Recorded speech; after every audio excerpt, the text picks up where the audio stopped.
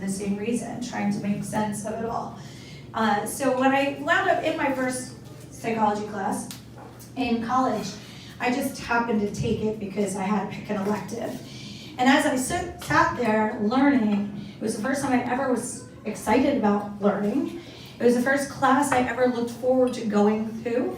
And I would sit there thinking, why doesn't everyone have to be in this class? I mean, it's the study of human behavior. It's the common denominator of all of us. And the more we could actually learn about our behavior and the behavior of others, the more harmony we would have in life. The more we would all get along, the more we would get joy out of life. And so that became my mission, to really help other people understand who they are and understand others as well. And I kind of glossed over it, but I came from Delaware County. I was born and raised, all my Delco people here. There's always Delco people, no matter where we go. No matter what country you're in, you find Delco. I grew up in an interesting childhood, a bit dysfunctional, and when I was in that psychology class, I most importantly realized that my parents were just repeating cycles. And they didn't know better. They didn't know what they didn't know. And so I really tried to shed light on people to understand their own beliefs and behaviors that were programmed early on in life, maybe not intentionally at all, so that they can break their own cycles and create the life that they desire. And that's what I'm really going to be sharing with you all today. And so the first question I always ask when I'm talking about the MORE method is a really important question, and it's going to sound so basic, but it's really profound. And the question is, what do you want more of?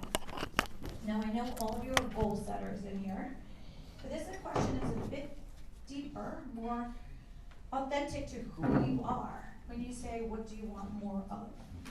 Goal setting, often we're in our ego, and we're just, especially if we have somebody saying, our boss saying, what goals do you have this year? Sometimes everyone's writing things down that they don't actually believe they can do, but it sounds good. But when you say to somebody, what do you want more of? It's really getting to the soul of what their desires are. Desire is a very powerful emotion that allows us to overcome obstacles and overcome limited beliefs that we might have. So I would love for you to pause for a second and think about that.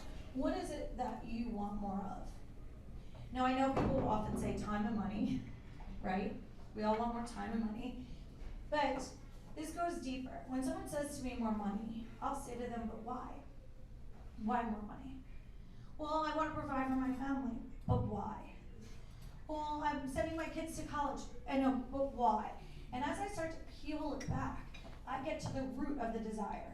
A woman recently that I was doing this exercise with said to me, well, when I was younger, we didn't have money. And so I never want to be in that position again. I couldn't even go to my senior prom because we couldn't afford for me to go to my senior prom. So I never want my kids to not be able to go to their senior prom or something that they desire to do. And so really why she wanted more money was power of choice. That's a lot more powerful of an understanding of self, not for money's sake, but the power to choose, the power to create the life that you desire, the power to choose so you don't miss out on something that you find valuable or important. So you see how when an obstacle come up in life, understanding that desire pushes you harder than your ego. I'm going to say ego a lot, and I want to clear something up because a lot of people say, well, isn't ego what makes us successful? There's a saying that my friend has that was one of the most genius sayings that I live by. Your ego is not your amigo. It will seek to actually sabotage. It will seek to destroy. The only thing you're in competition with is yourself every day.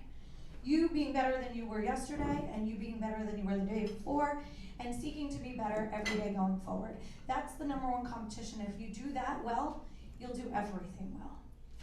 And so I asked, what do you want more of, to get clarity, because often people don't get more of what they desire in life, because number one, they lack the clarity. And that question really brings about a sense of self as you start to peel it back.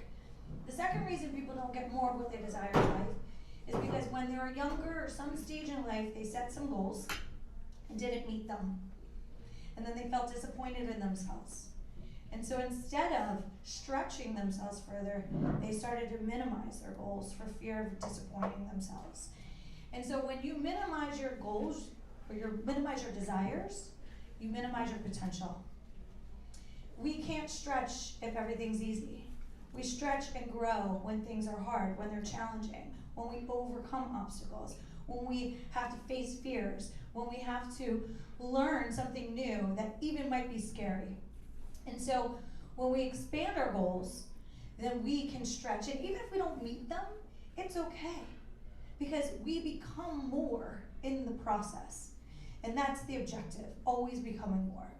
And the third reason people don't get more of what they desire in life is because they just don't know what they don't know. And I'm going to assume this is the majority of you in this room, just not knowing what you don't know. And what I mean by that is we have a lot of beliefs and behaviors that are subconsciously programmed that we don't even realize that we have, that will cause self-sabotaging. How many of you heard the term self-sabotaging before? I'm going to use that term a lot. Self-limiting beliefs and self-sabotaging behaviors. And that's just not knowing what you don't know. But if you know it, then you can overcome it. If you know it, you can circumvent around it. Did you know that 80% of your subconscious beliefs, 80% of your subconscious beliefs were programmed by the age of 7? I know, there's parents in the room like, oh gosh, wait, what did I do to my kids? Good news, we can reprogram our subconscious mind until the day we die. This is the new neuroscience, and neuroscience is an infant in the science world. And we are learning so much about our brains and our ability to change the hardwiring on our brain till the day we die. And so most of our subconscious minds or brains are actually programmed by the age of 7. And many people stay there because they never explore it. They don't know that they can change it. And so they just keep going through life kind of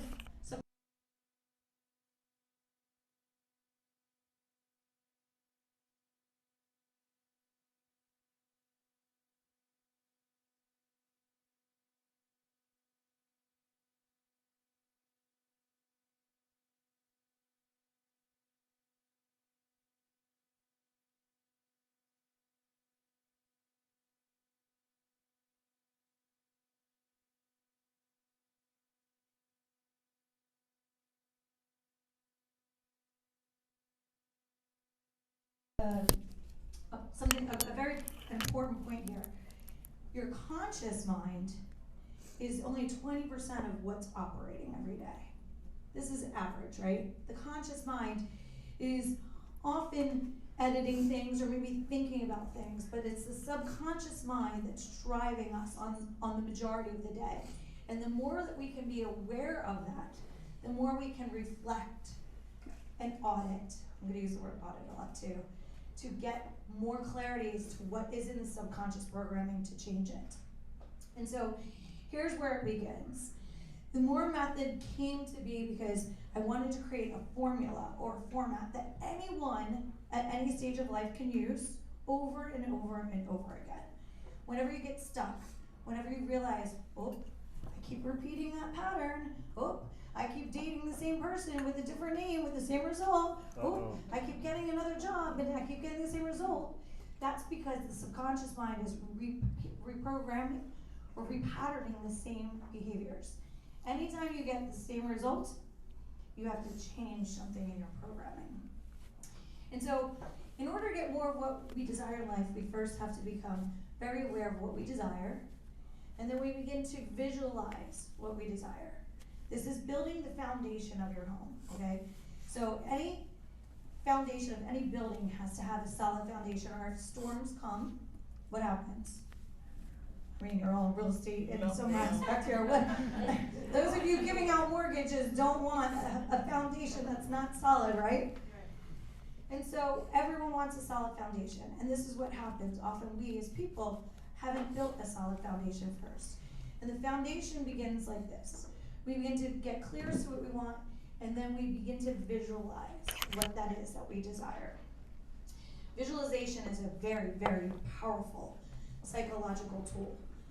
Every just about every professional athlete will tell you that they used power visualization to get to where they are. Just about any really successful person in business will tell you that somebody at some point in their life told them to visualize what the life that they wanted looked like, and then they became the person to fit into that desire. Michael Phelps talked about this all the time in interviews. Michael Phelps would talk about how when he was a kid, he would stand on an ottoman in his family room and put, catch this, multiple gold medals, fake gold medals at that time, around his neck. And he would stand on the ottoman just envisioning all of the people cheering for him, and the crowds, and the lights, and the cameras. And then he became that. He didn't just think about that moment. He thought about every time he was in the pool, how fast he would flip, what that flip would look like. And then that's how he became so successful. The 4-minute mile is something I challenge you all to look up and research, but basically for a long time people thought no one could run faster than a 4-minute mile. So culture had a limited belief that people just can't run faster than a 4-minute mile, until this guy Roger Bannister decided, you know what, I'm gonna break the 4-minute mile. And he did. And he talks about how he did it, same way as Michael Phelps would talk. He would think about how fast he was running, how his arms were pumping, how his breath felt, how he felt stretching through the finish line. He not just thought it, he felt it. Emotion is energy in motion. We have to attach what our thoughts are to our emotion in order to get the energy in motion. That's quantum physics, part of this, bringing all these sciences together for you. But he would actually think about that, how people would cheer. And after Roger Bannister did that, thousands of people have broke the 4-minute mile. Now it almost seems silly, like really? People thought you couldn't do that faster than that? So you begin to visualize what we want, and we feel the emotions, therefore we work who we are towards that. Then we have to believe that we're worthy and capable of having it. If you set out desires and goals for yourself but you don't believe you're worthy of it, it doesn't matter what it is. You won't get it. And so we have to really explore our own beliefs of worthiness. And if we don't feel worthy of it, and we're not walking around every day going, why not me? Then it's gonna get a lot harder to get there. A lot of people walk around and say, well, why me? Who am I to do this? I would love to encourage you all to say, why not me? Somebody's gonna do it, right? Why not it be you? If there's a goal that you wanna, or a record you wanna break in your industry, why not it be you? It's gonna be somebody. Let it be you, right? And so that we have to explore our beliefs so that we can understand our behaviors, which I'm gonna dive into a little bit more as we move along. And then every day we have to be intentional working towards that.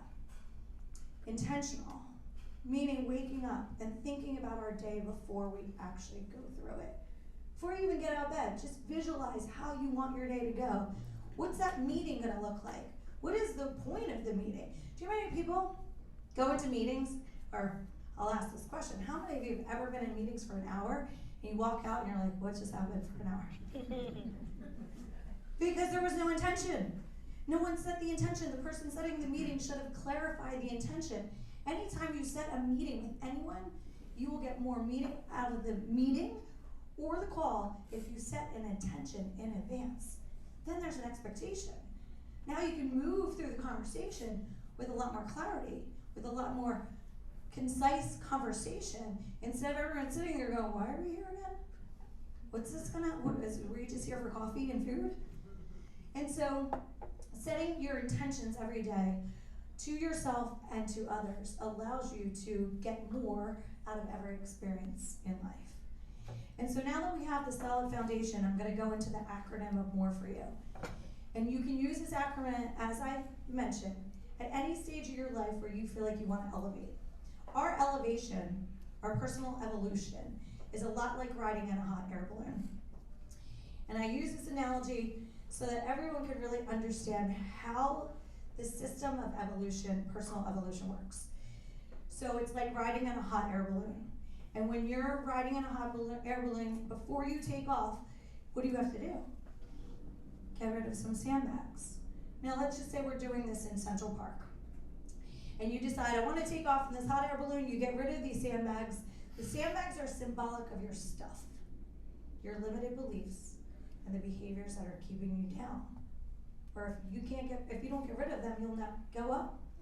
And so then when you begin to elevate, as you're rising above the trees in Central Park, you say, wow, I had no idea that there's so many trees in Central Park.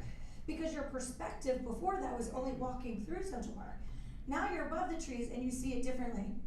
And once your perspective changes, you change every time. You'll never see Central Park the same way again. Even when you're walking through it, now you know that there's so many more trees above it. And so your perspective changes and you take it in, and then eventually you get bored and decide you want to up level again. And so what has to happen? The same exact thing has to happen. You have to evaluate what beliefs and behaviors are now keeping me here to go to the next level to get another new perspective. Because as that perspective keeps changing, you keep changing. As your brain keeps changing, you keep changing, your outcomes keep changing. But we can't change our outcomes without changing our beliefs. We can't get a new outcome without changing how we're seeing the world in the current state. And so what do we do from there? At that moment, we have to decide we're going to keep up-leveling and evaluating who we are on a constant basis. That's really the name of the game. And so as we up-level, we constantly audit, doing a process of self-reflection, which begins with M, mindfulness. The M stands for mindful because in order to get more of everything you desire in life, you can't without becoming more mindful. Mindfulness isn't exercises of yoga and meditation.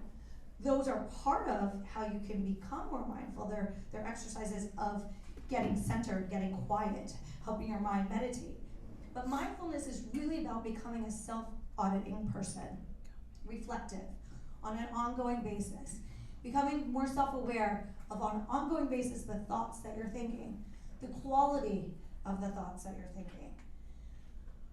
We're thinking usually the same thoughts over and over and over again in life. And if you're thinking the same thoughts over and over again, and they're low quality thoughts, are you going to have a high quality life? Come on. Absolutely not. When I say low quality thoughts, I think negative thoughts. I mean negative self-talk. So getting really aware of the quality of your thoughts, and then the quality of your words. When somebody says to me, I'll try to make it to your event, they're not coming. The wolf knows. Like, you might as well just cross them off the list. I'm gonna try. Because they're not coming. And they're just saying, I'll try, because they don't want to disappoint you and they can't figure out appropriate excuse in the moment. Sheesh, my God. The quality of your words and listening to the quality of others' words is really important. There's a training called Neuro-Linguistic Programming, NLP. I highly recommend it for everybody because it really helps you learn how to hear what people are saying, even if they're saying something different.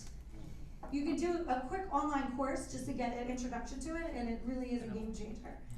But becoming very aware of the words that you're choosing. If you're leading a team and you say to your team, oh, I think we can do this, versus we can definitely do this, how's your team feeling? Way more empowered. If I'm hiring someone or bringing someone on my team, and I say to somebody, can you do this skill set? And that person says, well, I don't really know how to, but I'll try and figure it out. And somebody else comes in and says, I don't know how to do it, but I will figure it out. Who am I hiring? The I will person. Because they already said to me, I'm committed. So listening to the quality of your words and the quality of others, their words, really helps us connect and communicate a lot more effectively in the quality of life we're going to have. Then also becoming mindful of what you're doing in your free time. Is what you're doing in your free time in alignment with your desires? Look, I'm all about work hard, play hard. But I also reflect back to during the pandemic. A lot of people said, oh, okay, I'm going to use this time to read all those books and take those courses. And then you ask them how it went, and the next thing you know, they went through every Netflix series possible. But what they were doing in their free time wasn't getting them closer to where they really wanted to go. So finding a balance in what you're doing in your free time and how it's affecting your desires. Using time like this, I mean, obviously everyone's in this room investing in themselves. Using time like this as a priority, investing in your growth. Personal growth equals happiness. The fastest way to get happy, especially if you feel stuck, is to grow. Do something that you're not doing. Do something you've never done before. Invest in a course, or invest in even a book or an audio book, and you will feel ignited. If you're feeling down in the beginning of the day, find a great audio book, get on a treadmill or go outside walking, you will feel up pretty quickly. The next is who you surround yourself with. Being mindful of the people you're surrounding yourself with is incredibly important. I'm sure all of you have heard that you are the sum of the people you surround yourself with, but this is incredibly true. So I say detox the drainers and increase the enhancers. Detox the drainers and increase the enhancers. There was a movie that came out recently from somebody that I grew up with in Delco that was originally called Crabs in a Bucket. Stay away from the crabs in the bucket. The crabs in the bucket want to bring you back down. Everyone doesn't necessarily want to see you elevate, unfortunately. And unfortunately, even more so, sometimes it's our own family or the people you grew up with, because they think if you evolve, you're no longer one of them. It's kind of crazy, right? That's self-sabotaging thought in and of itself. But if you grow and evolve, then you're not going to be one of them anymore. Or you're not going to have anything in common with, or you think you're better than me now. I mean, there's a lot of crazy subconscious projections that happen with that. Do not let that bring you down. Now, there is a caveat here, because I know people will say, well, Jen, what about the family members that we can't actually escape from? What we do in this is you change your expectations of them. Your expectations of others is the number one thing that causes self-inflicted pain. See? Say that again. My God. Yes, I'm going to say it again because this is a game changer. If you take nothing out of here, this will change your every relationship. Your expectations of others is the number one thing that causes self-inflicted pain. People cannot think like us, act like us, or be like us because they're walking a different path. Their perspective is very different because they've walked a different path. So even if it seems like, how do they not see this? How do they not get this? How do they not know I like flowers on Friday? Because they did not walk that path. And so their perspective is completely different. And perspective is a tricky and fascinating thing. But I'm going to say this a couple times throughout too. Your perspective is never the truth. It's just your perspective. My perspective is not the truth. Just my perspective. I like that. Can you come with me every time I speak? Sure can. I like that. Our perspective is just a culmination, now follow me right here, it's just a culmination of all of our life experiences and assumptions in those experiences that lead us to this moment. I'm going to say it again. Our perspective is a culmination of all of our life experiences and the assumptions in those experiences that lead us to this moment. Why do I say assumptions? Because throughout life, we assume our assumptions are the truth about what's happening, and often it is not at all. And if we all experience something together, we'd all probably have very different perspectives of what just happened. And so when we learn that our perspective is not the truth, it's just our perspective, and everybody else's is not the truth, it's just their perspective, we can actually learn to live in harmony with each other a lot more and expect a lot less. Not of ourselves, but our expectations of others to think like us, act like us, and be like us. Because they can only do what their capacity is. Each human only has a capacity of certain perspective and emotions based on where they are. I'm going to add one more thing to this part of expectations. The number one form of self-respect or respect of others is to accept people for where they are, not where you want them to be. Jeez. I know this is hard. It's hard, especially doing what I do, because you can see the potential in everybody. You just want them to get it. How do you not see your strengths and your potential? But someone can't get to there without walking the path that they have to walk on. We can model the path, we can encourage the path, but we cannot force anyone to be how we want them to be. We have to accept them for where they are. And when you change your expectations on forms of that acceptance, we have a lot less self-inflicted pain. Yes, exactly. See how it came full circle, right? And that, my friends, is freedom. Bye. That's it. That's freedom.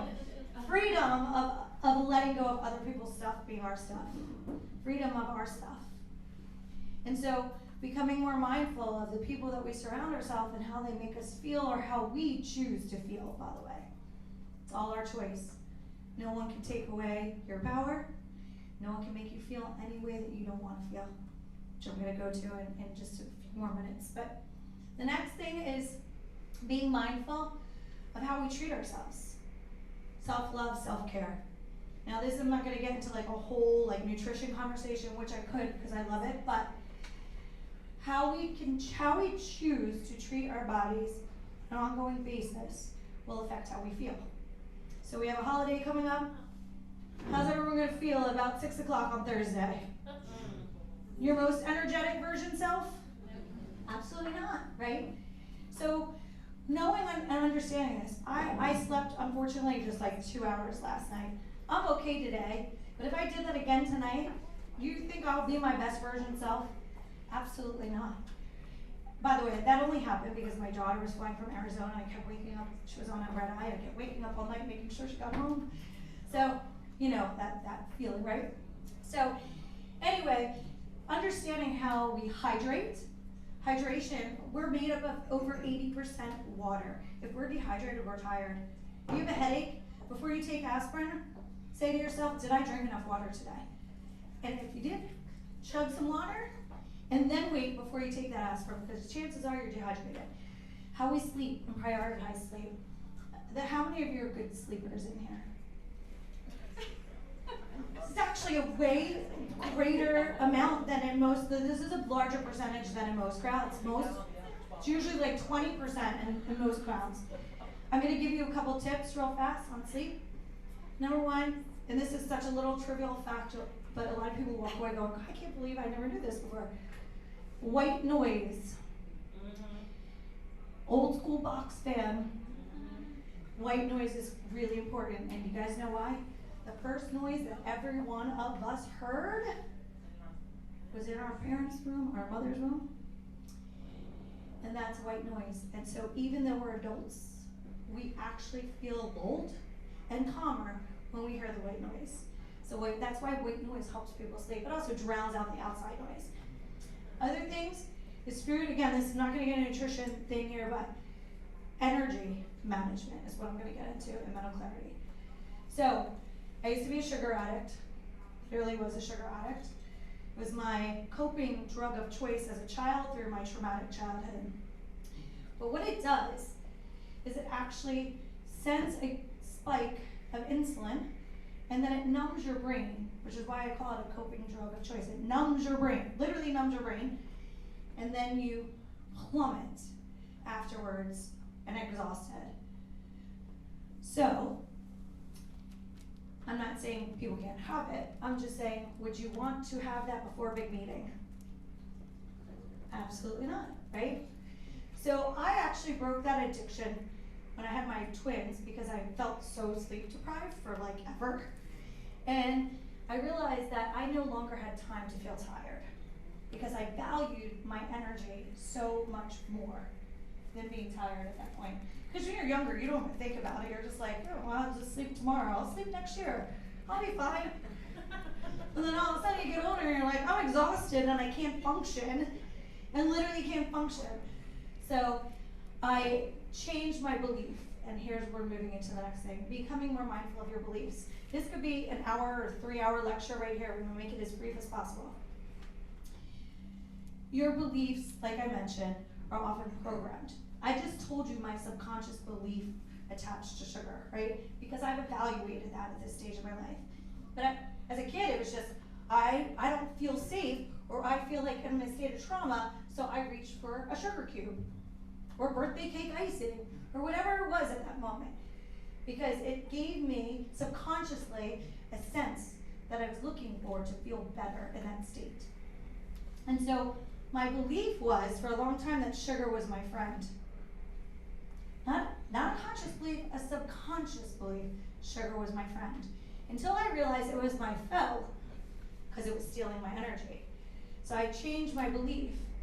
My belief in this moment became, I no longer have time to be tired, as I mentioned. And the value proposition attached to the new belief was, nothing tastes as good as my good energy feels. And anytime I was tempted to eat the sugar, I would say, nothing tastes as good as my good energy feels. I hardwired my brain differently. I actually changed my brain in that moment by taking an old belief, flipping it to a new belief, and adding a valuable value proposition.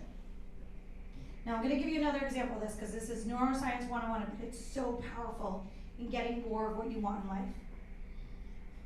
On January 1st, we often see this phenomenon at the gym. Talk about it. By January 21st, the people at the gym are the same ones that were at the gym the year before. Now, as a person who had a sugar addiction and was in the fitness industry to psychologically try to break my addiction, I would really be wondering, why does this happen? It's not that they don't have the right intention. Everyone has the right intention. But why do we fall back to our old patterns? Well, because the beliefs are not in alignment with the desire. So I say to people during this exercise, do you love exercise? Nope, I hate it. Do you love eating like super healthy? Nope, I hate it. All right, well then why would you change? You're not going to change. We can't change something we don't believe in. So I say to them, well, what do you like about it? What do you like? Well, I like how I feel afterwards. I like that I have more energy. I like that I have more mental clarity. I like that I feel like I can take on the world. Okay, great. So let's flip the old belief. So your neural pathways in your brain, flip the old belief to, I love exercise. They're like, but I don't. And I'm like, not yet. But you're going to flip the old belief to a new belief, creating a new neural pathway in your brain, and now you're going to create a new value proposition. I love exercise because I love feeling energized. I love feeling productive. I love feeling mentally clear. That's what you value. So as you drive to the gym, that's what you're saying to yourself. As you're at the gym, that's what you're saying to yourself. As you leave the gym, that's what you're saying to yourself, because you're hardwiring your brain from your old belief to your new belief. This happens in every aspect of your life of a belief that you need to change. I used to have a serious fear of failure because my dad was a drill sergeant in the Marines. And failure is not an option, was very much deep in my home.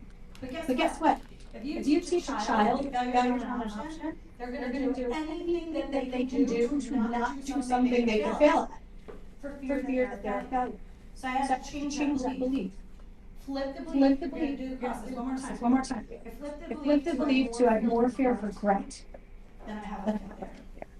New belief. More fear of correct than I have a failure. Value proposition.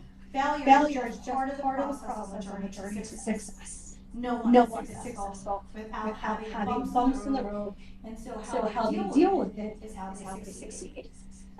They just take their failures as lessons in learning and growing and evolving. And so that's how we can change our beliefs. So people will say to me, well, Jenna, if I knew what beliefs I had to change, I would just change them. Well, here's how you figure out what beliefs you have. Whatever outcome you have in your life right now that you don't like, there's 1,000,000% beliefs that have to change. Whatever outcomes that you have in your life, whether it's around relationships, money, business, customers, whatever it is, that you're not happy with, a belief has to change in order for the outcome to change.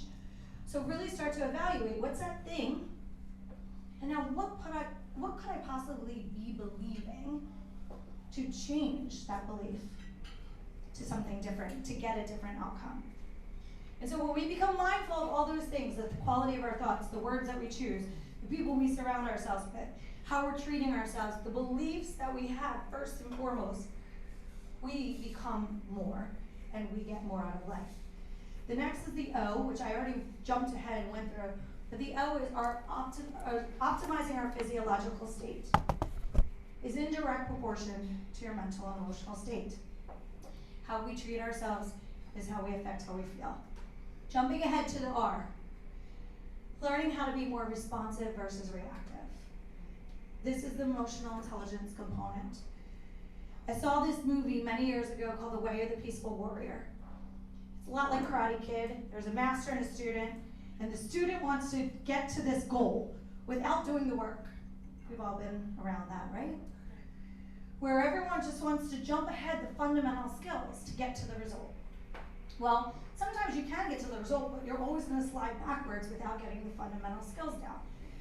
So the student gets really mad at the master and has a temper tantrum, basically, throwing chairs and screaming at him, and the master stands still and he goes, "Fools react, warriors respond."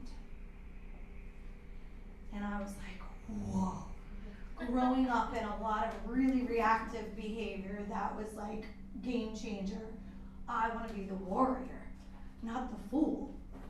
And anytime after that I started getting triggered by something, by people, a circumstance, and I wanted to react, I would say that mantra: fools react, warriors respond. Be the warrior, be the warrior. There's another one that I created too, act with class, not like a... Oh. Right, it's being recorded.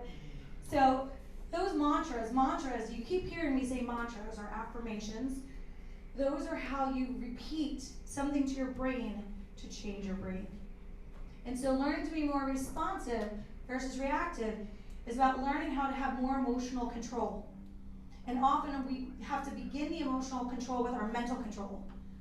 That's how we change our emotional state, with our mental control. And sometimes we have to have what I call reframes.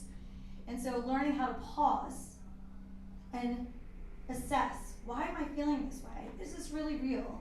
And then reframing our thought process gives us a different emotional outcome. It's how we control our thoughts. So I'm going to give you what I call a couple mindset shifts to take with you. So whenever you're triggered or somebody's making you feel like you want to react, we all know that feeling, right? We can respond. Number one is, nothing has meaning until you give it meaning. Nothing has meaning until you give it meaning. You are the meaning maker of everything. If someone offended you, it's because you let them. If someone hurt you, it's because you let them.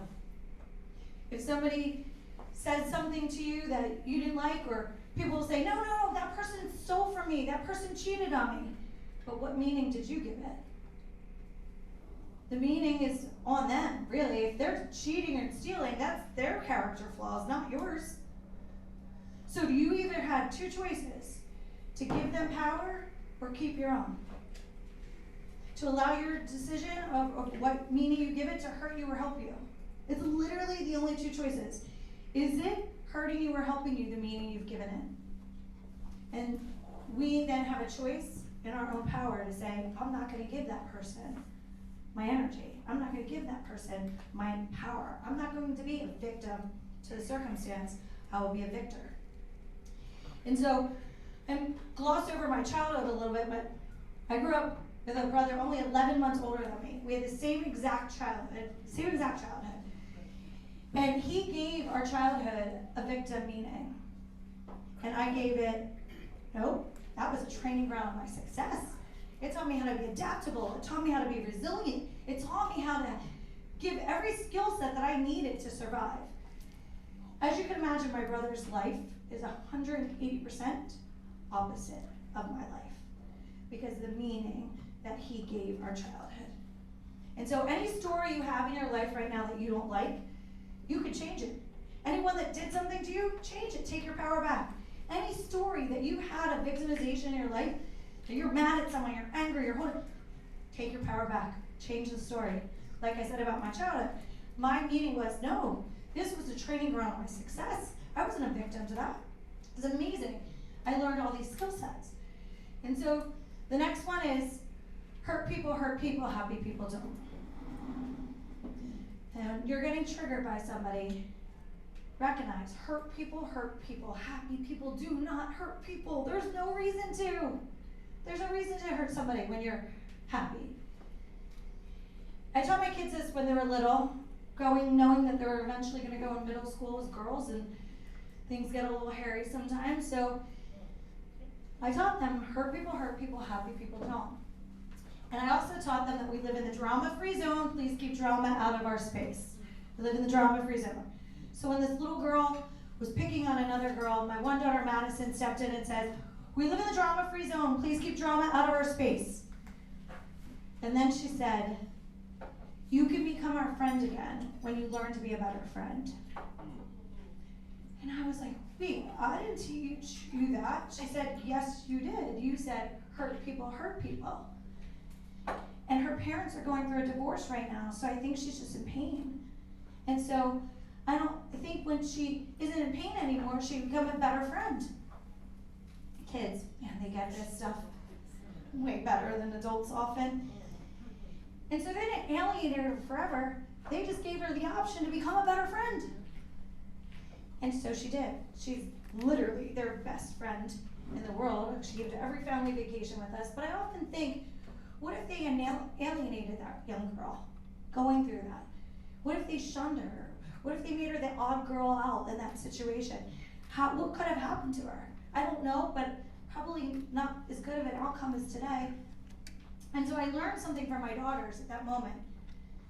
People often act not who they are, but what they're going through.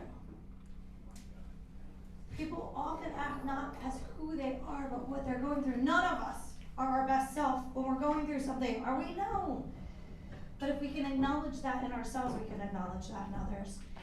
And we can often, instead of just push people away forever, allow them, like my daughters, to say, you can become our friend again when you learn to be a better friend. You don't have to say it that way. But giving people the grace and space to continue to walk their journey and evolve and become their better version self. I'm going to give you one more mindset shift, and then we're going to wrap it up. But what you focus on expands. When you focus on everything that's going wrong in life, you're going to surely get more of what's going wrong. And when you focus on what's going right, you're going to get more of what's right. You're going to have gratitude. We're in the week of Thanksgiving, right? Gratitude is one of the most powerful ways to shift your perspective and go from the sky is falling to everything's amazing. And so the attitude of gratitude, that gratitude journals, people live by this and change their lives because of this. I'll take gratitude one step further.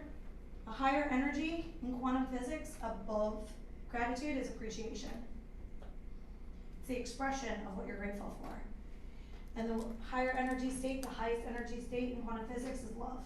When we hit the emotion of love, we're at our highest energetic state. And so when we can get to a place where we're realizing we're focusing on the wrong thing to shift to the right thing, or focusing on the right things than others, do you think a lot of people would prefer being nagged upon or being told that they're doing things good more often? And even if you have to help somebody course correct, it doesn't sound so bad if you've already complimented them a bunch of times. Because then they don't feel like you're being nagged upon, right? And so when we focus on the good things, it's called positive reinforcement in psychology. When we focus on the good things, people will want to do more good things. And yes, sometimes things aren't perfect and people might have to course correct, but it doesn't sound so bad if they've had more positive reinforcement than negative reinforcement. So those are a few mindset shifts to help you whenever you're in a situation. I mean, life is great until we interact with other people often, right? crying by yourself in the car, and then all of a sudden, something happens. So it's really in our human interactions that we have to understand our emotional intelligence the most in order to live our best lives and be our best versions of ourselves to get more out of everything in life. And the last is the E, and it's learning to excel in all aspects of life. And what I mean by this is there's 4 core quadrants of your life. Your personal evolution, your professional development, your health and well-being, and your relationships, or the health of your relationships. And all of those things are interconnected. You cannot separate any of them. We are humans, we are not robots. And when our relationships are falling apart, our health is falling apart. If our health is falling apart, our business is falling apart. They're all interconnected. So if we can nurture all 4 core quadrants of our lives on an ongoing basis with the same level of priority, then when something happens that's unexpected, we can handle it a lot more effectively. And that way, we also get greater fulfillment. Success isn't just bank accounts and cars that we're driving. Success is fulfillment, first and foremost. Success is being able to wake up and saying, I am living my best life. I am being my best version of self. I'm proud of myself for my growth and what I've achieved in my relationships with myself and others. That's where we get the greatest fulfillment. And so I appreciate you all being here today and being so attentive and funny and engaging as well. And I hope that you can take some of these thought processes and tools and strategies and add them to your life so that you can get more of everything you desire in life today, 2023, and every year going forward. Thank you all so much.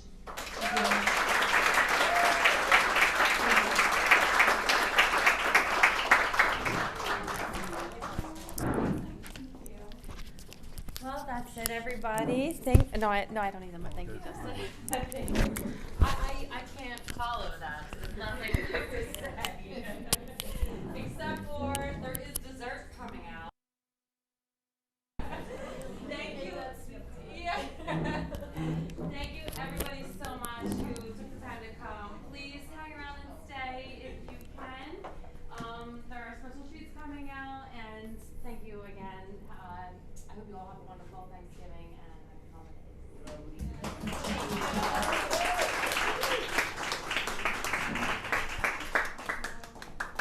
So good. Yeah. Oh, the book is available on Amazon. By the way. Thank you. I got my copy on Amazon. I will be sure to share the link with all of you. So, Thank yes, you. You're welcome.